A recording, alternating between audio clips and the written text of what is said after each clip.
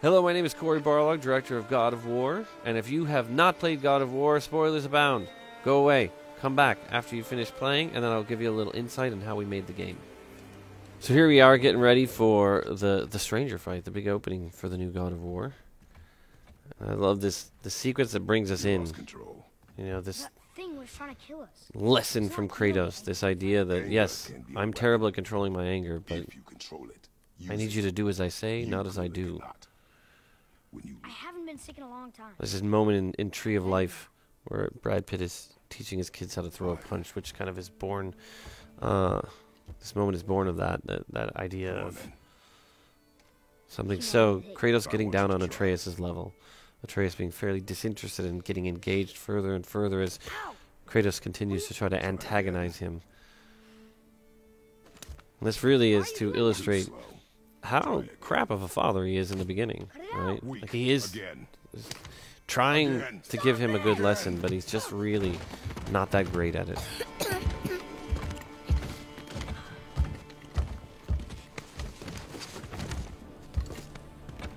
Your anger. And this was another sequence where the lighting did not come online until very late, and I was worried. I knew that the lighting group was going to make something amazing, but it's really scary as you get into release year, only a few months off, and we're still waiting in the queue for the lighting on this, which is such an important sequence. The stranger arrives. No use hiding anymore. This was a hard character to cast.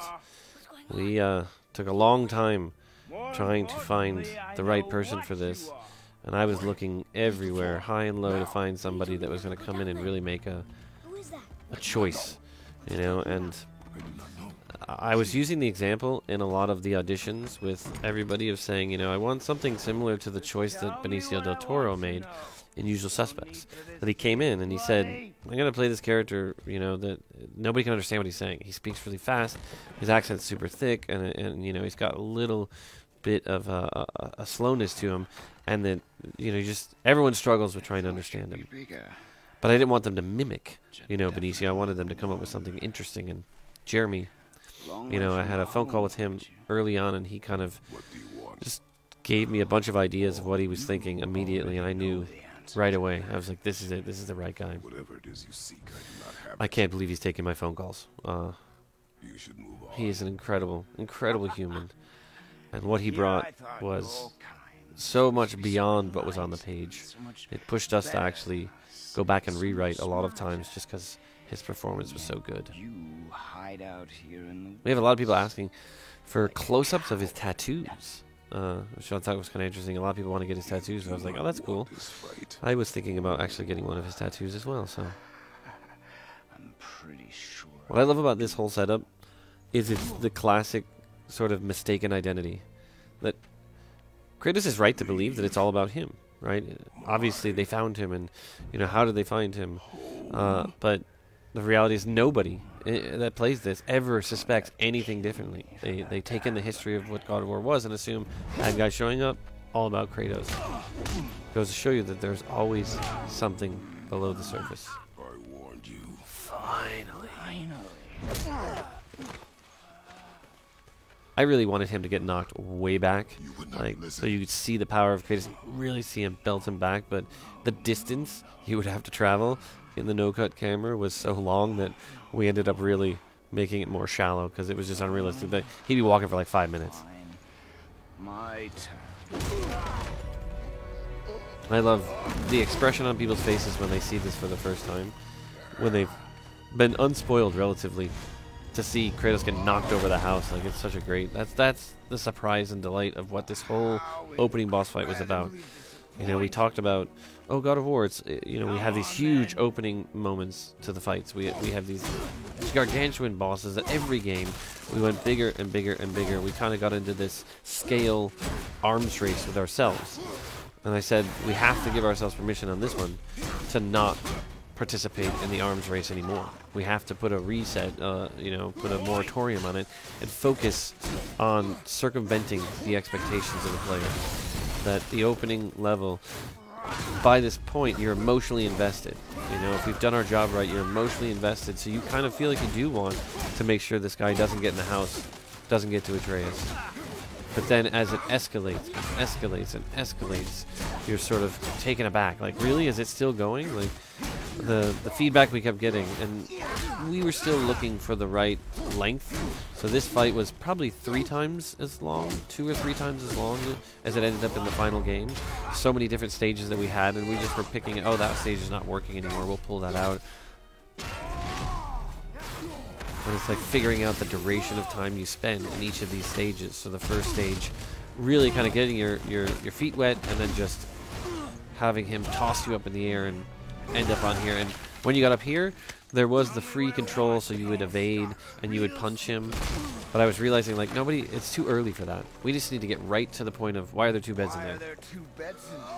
Really start selling, like, okay, he kind of got mad, and then really lets it out. And people say, oh, there's no blood in this game. No. The blood happens when it's the most purposeful point for it to happen, because it feels far more like jarring. This fight, the blood that happens during this fight makes it feel so much more tactile and so much more real and a bit more shocking. But if you had blood the whole time leading up to this, it would just be, I really didn't want the button prompt to ever come up here. I wanted people to have to sit there, and Kratos was just kind of leaning against the log. But we found that people would just sit there for quite a long time before experimenting with the button. So if you sat there for a little bit, we would actually have the button prompt come up. And all of this stuff initially was meant to be playable. So this is, you know, this is what game development is. Lots of sacrifices. That the fight was so long and we just took so long to do it, that this whole thing was supposed to be Kratos throwing the punches, you kind of like responding to the punches, but just ran out of time to be able to do all of the fail states for every one of these moments, that we had to start scaling everything back, tossing things overboard. And I think in the end it actually worked really good for the pacing. Because that first moment of rage sparked by the fact that his son was put into jeopardy, and that sort of sets the tone for the rest of the game, something we even call back to at the end of the game. Less fun. I wonder what's on that mural behind them. Interesting. Nobody yet has seen that, and I think that's pretty cool.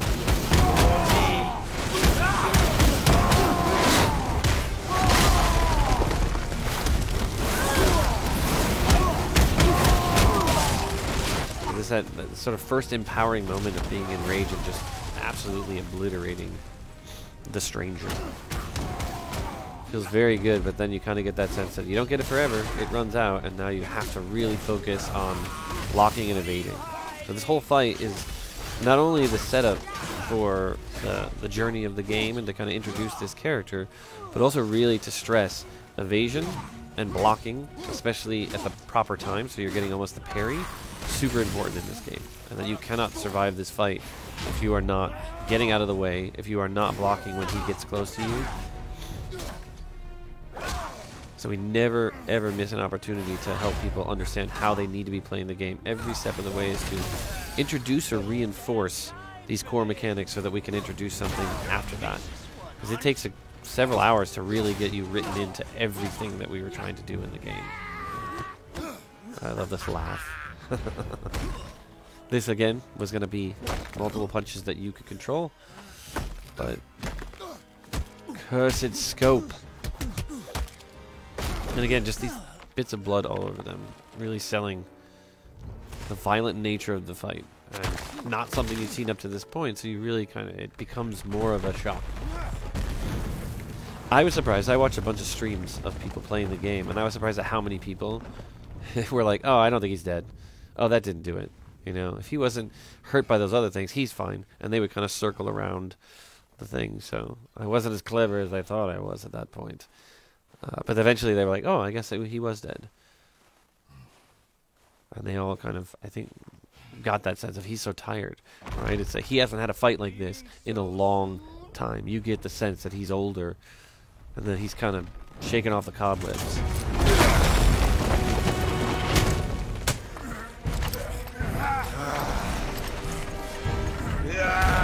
When Odin sent me here, This idea of they're going to be so strong, they're going to dig in so much that pressing against each other is going to split the ground, and every part of the level is going to fall off.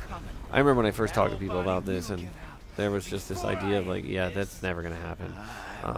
And, you know, everybody kind of made it bigger than I thought. Like, I suggested something, and I think they took it and went 1,000 steps further and just made it amazing. And our Breakables team is just astounding with the sheer volume. As I said, one of the big things about this fight is going to be the destruction of the environment. You're just going to break everything. You know, you're going to literally create a path out to go on your journey, because you will split the earth open. You'll get knocked up in the air, get thrown down in the crevasse. Trees breaking everywhere, rocks shattering all over the place. This fight is pointless. Your struggle is pointless. It didn't have to be this way. So Kratos is just utterly covered in blood. This interesting. Everybody started their theorizing right here when he said, "I'm not like my brother." So watching people play, "Oh, not like my brother. I wonder who that is." His brother. Interestingly, nobody guessed correctly who he was. Several people were utterly convinced this was Loki, and that his brother was Thor. And I think that's partially because of, you know, just pop culture, you know, understanding of Norse mythology is, we know who Thor is, we know who Loki is from Marvel.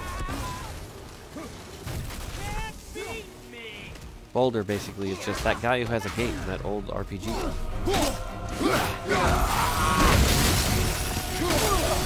Playing this on the hardest difficulty is just punishing. It took me a long time. I'm not ashamed to say that I broke a controller doing it. I won't be going back and doing it again.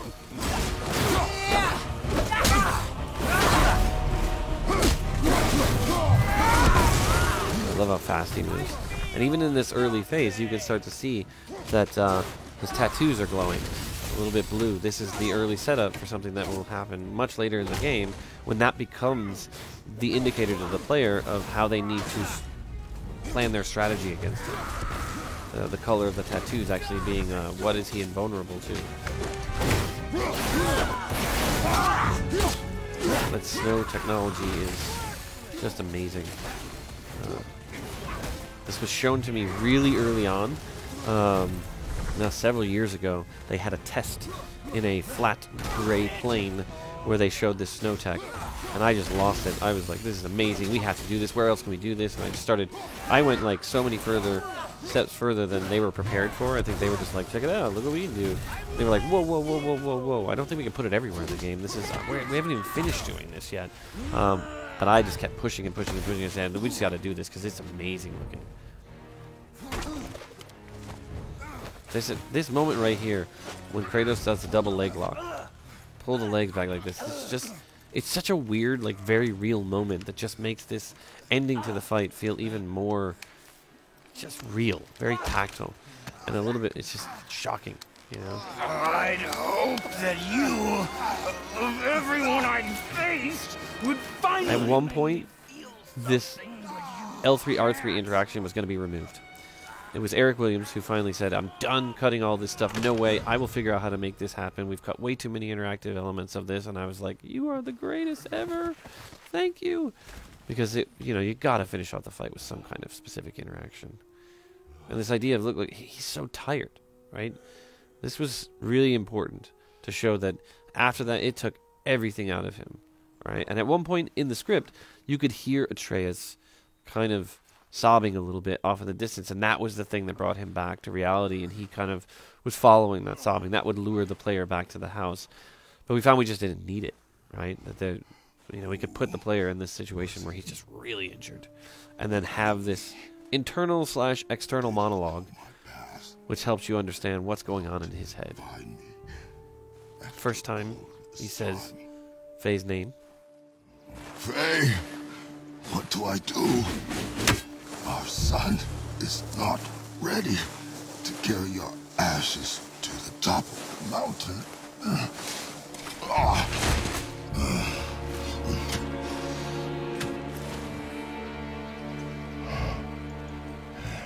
A little health healing right there. It's a nice little subtle indicator to the certain times that he's able to will himself to heal. Which doesn't happen throughout the game. Only at the key moments we want to. I do not know how to do this without you. It's a great moment of vulnerability in which nobody else is around, but he's admitting how much he doesn't understand being a parent. But we cannot stay here.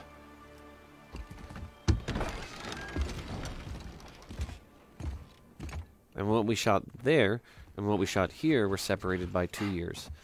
So you can see a slight difference in the gate because we had not connected everything back together, so everything was very separated. I thought... You're all right. I am all right. Come. Gather your things. We are leaving. Yep. Right there. I just showed everybody the Blades of Chaos. So, anybody who says they were spraying anything on them, it was right there. Showing everything, all in the beginning. Prove me wrong. Yes, sir. Huh. He doesn't think he heard him. Kratos thought he was being very sly by saying prove me wrong to himself, but nope. I just love this moment of being able to end that fight, come out of the house, and you see your ultimate goal off in the distance through the trees. You see the mountain right away. Like there's just a seamless connection to everything. You just finished the fight, you come out, we let you know you've finished sort of the prologue of all of this, but you see the mountain off in the distance, and that's the first thing that they talk about. And now, the thing we were so scared of, we're like, well, no one's going to know that they have to go through this path right here. They're not going to get that they have to do that, but everybody, it just felt natural. Even though when it was in gray sheet, it felt ridiculous.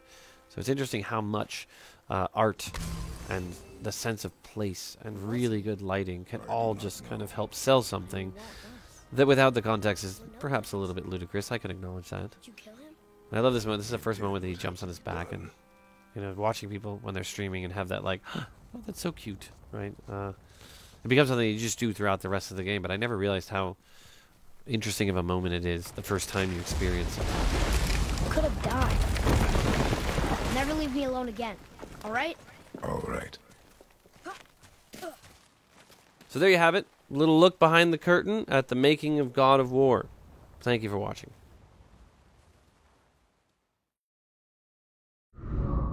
PlayStation